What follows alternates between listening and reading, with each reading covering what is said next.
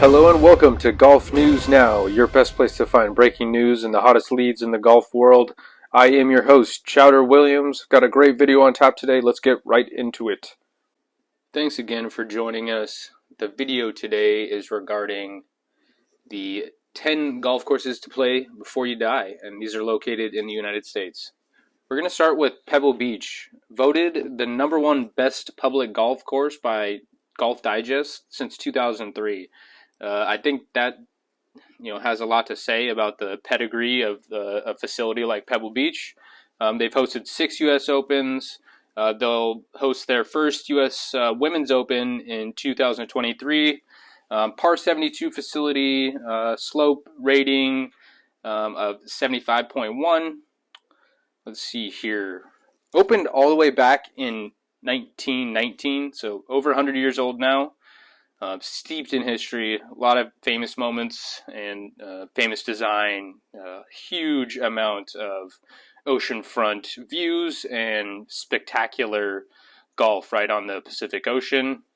Yardage isn't too long, 6,828 yards. Rare to play as a public person, but if you do get the chance, jump at it. $450 is what you're probably going to pay at peak pricing. We do recommend here at Golf News Now, pay the money for the peak pricing. You're going to see these courses at a tournament type level. If you're going to play a course of this caliber, why not play it in its best condition? You could save a ton of money and play it in an off season, but you're not going to get the experience of Pebble Beach or any premier course. Staying out on the West Coast, we're going to move up to Bandon and Pacific Dunes course in specific. This course opened in 2001, yardage of 6,633 yards, par 71. Not a super long course, but you have to be strategic. You have to put the ball in the right place, or it's going to be a very, very long day. You are in Oregon when you play this course, known for their high gusts of wind and horizontal rain. So that plays into the course not being as long, but you have to be very strategic. Keep the ball sometimes out of the air. On good summer days, you'll have the ability to use all your clubs in any way. But it being tucked away in the Oregon coast, weather can change quickly, and it's typically not the best weather. This facility, Bandon Dunes, is a bucket list facility to go to. You bring a group of friends out here. You stay at their world-class facility, eat their really good food. There's 7 courses. It's a gem hidden in the rough out in Oregon. It is absolute terrific time. Some of the best golf that you'll play. It is in the middle of nowhere, but it is well worth the drive out. You're going to end up paying probably about $300 to $350 per round at each of these courses out there. But like I said, the views and everything involved are well worth it. Moving over to North Carolina and Pinehurst No. 2. This course is 6,961 yards in length, par 71, and built back in 1907. It's the most difficult course of the 9 courses they have out at Pinehurst. It's held the majors. This is the one the pros play, is No. 2. Huge golf resort facility out there. It's great to bring the family and friends, make a weekend of it, try to play as many of the 9 courses as you can. They're all beautiful, but Pinehurst No. 2 will challenge your game in every single way. The greens are the nicest, the fairways are the nicest, and it definitely is worth paying the peak price here as well. You can pay up to almost $500 to play at this one. The other courses aren't as bad, but definitely nice to go and have a weekend out at Pinehurst in North Carolina. Moving over to Wisconsin and the banks of Lake Michigan with Whistling Straits. This facility you'll recognize, it just hosted the Ryder Cup a few months ago. It's a links style, Irish-British style course. 2 different courses out at the facility there. There's the Straits course, which the pros play, the more difficult of the 2.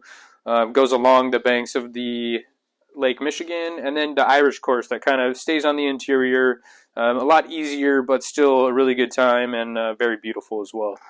These 2 courses were built back in 1998, and it's hosted their fair share of events along the way.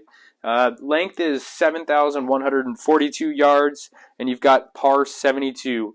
Definitely worth a weekend to come out, stay nearby, play the two courses, take up what that area of the country has to offer. Moving over to South Carolina and the sixth greatest public golf course rated by Golf Digest. This is the Kauai Island Ocean Course. It's part of a greater resort out there. There's several courses and several beautiful places to stay. Another good spot to bring the family and friends out to have a really nice golf weekend. The course is 7,849 yards in length, par 72, built back in 1991 specifically for the Ryder Cup that year.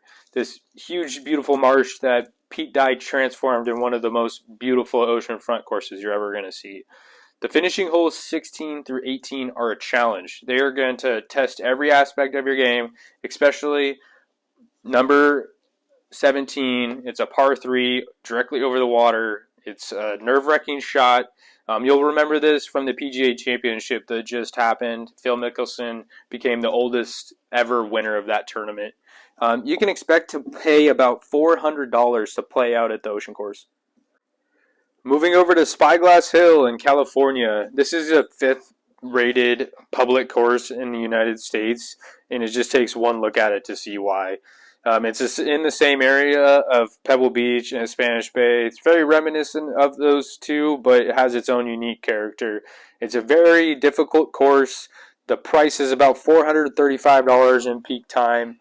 6,960 yards in length, par 72, built back in 1966 by Robert Trent Jones Sr. The first 5 holes are very reminiscent to Pebble Beach with ocean views and the dunes. Then after that, you're in a completely different world, in the forest, more elevation, and a very unique course to Spyglass Hill. It is an opportunity when you play out here to get Pebble and Spanish Bay all at once, which is a really, really terrific opportunity.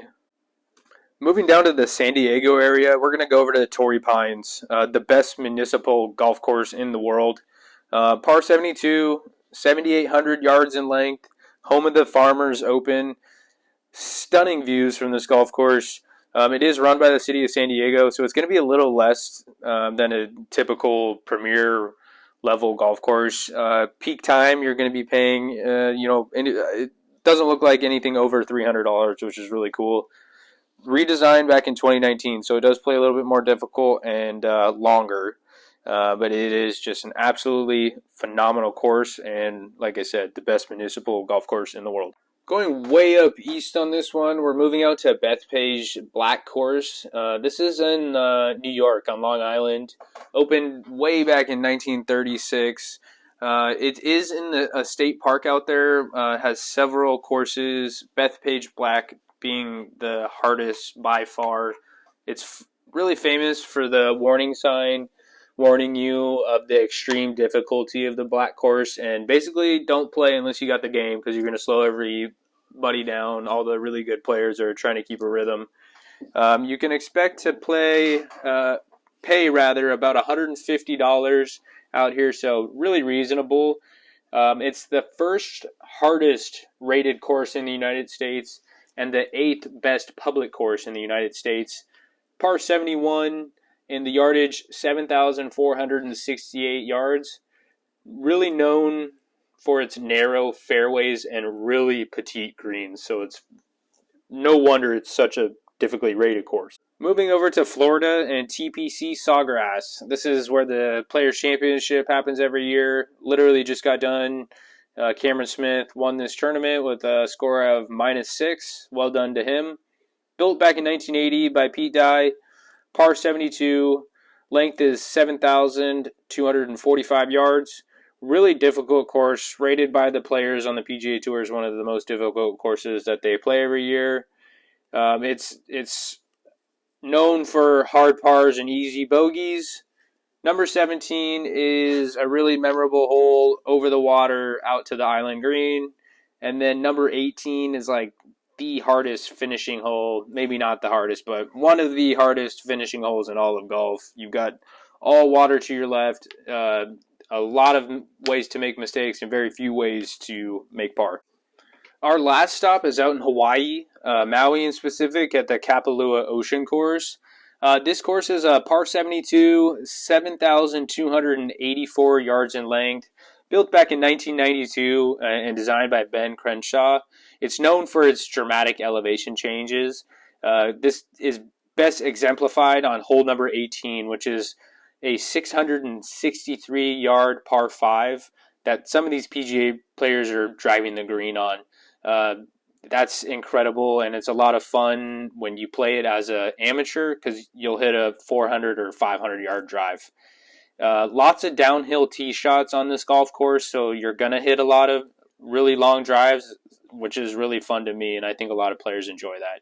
You can see the ocean on every hole, which is really, really cool as well. It's a stunning golf course, and you can expect to pay about $400 for the privilege to play this course.